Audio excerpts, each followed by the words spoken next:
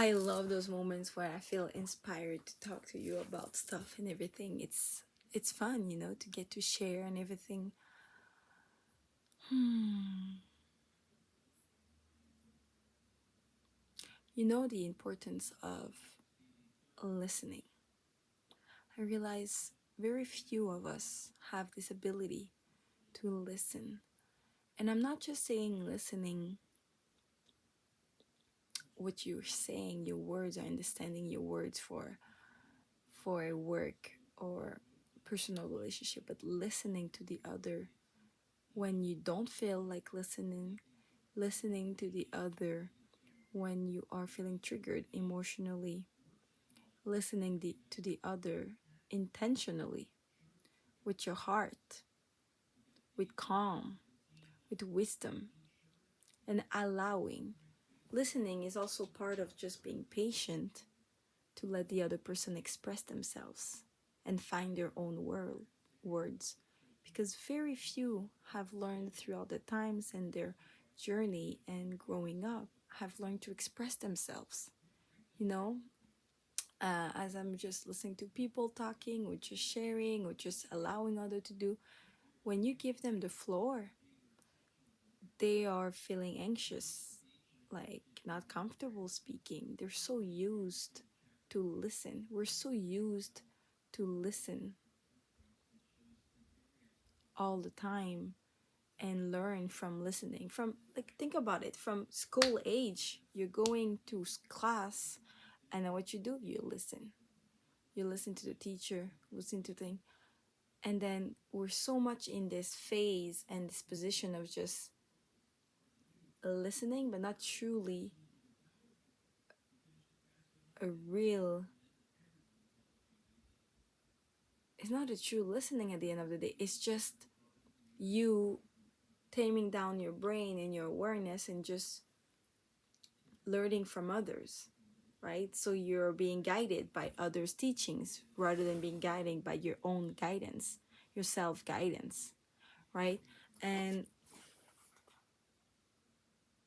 we've got to let the other person speak, but share, express themselves in their own rhythm.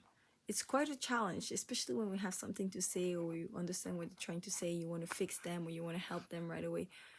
But there's wisdom and humility in letting the other person speak on their own terms, in their own rhythm. It requires, let me tell you guys, because I've been trying to practice it, it requires a lot of patience, divine patience, because you want them to understand right away. You want them to feel what you're feeling. You want them to understand you. But it's not about us. It's about them. It's about their own journey, about their own growth.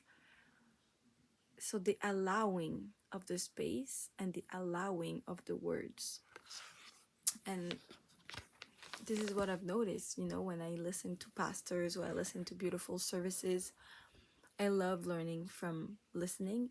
The best way I learn is also through writing. When I write on my vision board, on my whiteboard, on my journal, this is where I really am able to integrate and really take onto my own personal journey and be able to apply, practice the practice, right? Because people cannot practice the practice just by listening to people, right?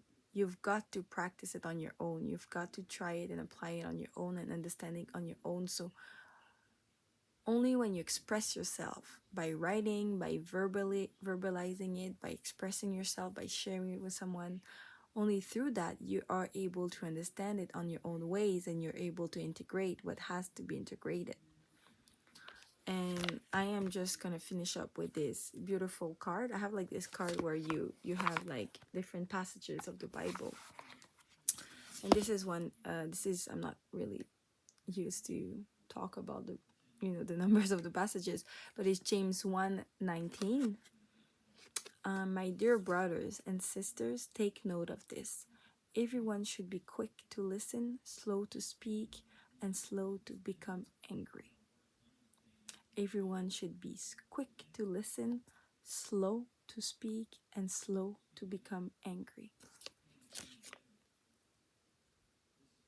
And I find it so enlightening because nowadays we're quick to react, we're quick to speak fast, we're quick on our feet to take actions right away, right?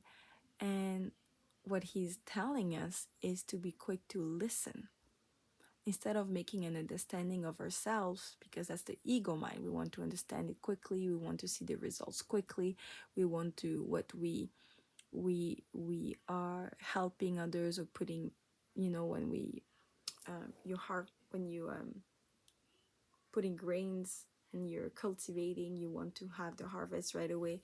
We want everything now, right? We have this, especially in the modern times, we have this desire to rip the benefits quickly, right? We want to work out, but we want to see the effects right away on our body. We want to, work hard, but we want to see the effects of the returns quickly in our business or jobs. We want everything so fast, and this is one of the things I've keep struggling with, right? The ability to be patient. So it's funny because I've realized recently the how slow the pace of life is, right? So you're working on yourself, you're helping others, you're manifesting things, but even if you're in alignment and you're working on it and you want to manifest things, it won't come at the second, right? There is real levels of the world. There's, how should I say, there's like laws of the universe, and there's where we are at right now in this dimension, this physical dimensions. There is a certain timelines and timings to be respected that we don't necessarily understand or see the grand picture, but has to be done in order for us to reap the benefits. So I find sometimes life very slow in a, even though we say like, oh, times have passed so fast, time flies quickly, but on an everyday life, when you take the time to meditate, to become aware, to observe, to really take the time to be intentional, you really are embracing each moment, present moment. And as you do that, you're seeing the slow pace of life. This has been my experience. So the way I see it with this passage is that be slow to speak and slow to become angry. So let the process go through, and as you process hardships, reactions, triggers in your life, difficulties, challenges, be slow to speak. For me, is to react, and be slow to become angry, which means for me, once again, to react emotionally. So to speak is react in terms of actions, taking actions, saying stuff, and slow to become angry for me means slow to react emotionally, right? To let your emotions run by you without any wisdom or love or self-love or love for others, because you're just being run by your emotions at that moment. But be quick to listen. So it's like if we have to develop the ability to listen, develop the reflex of listening. So as soon as something happens, step back and be quick to listen. Be quick to listen to your inner turmoil, but be quick to listen and observe what is happening from a place of distance, self observation. You are the observer, but most importantly, be quick to listen to God's word, God's wisdom, God's presence. Seek Him all the time. Seek His word, seek His wisdom. Be quick to listen, because there's so much value and calmness and intelligence behind just sitting and listening. And we should be developing this ability and develop a reflex to sit and listen. Listen to Him, focus our eyes to Him.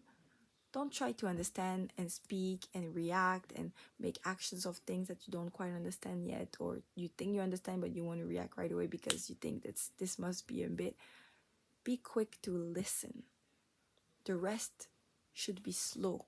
The process Life is a slow process to learn, unlearn, purify. It's quite slow, but always tend your ear and be ready to listen. And I think by doing so, you're gonna learn and grow so much faster and easier and become more wise.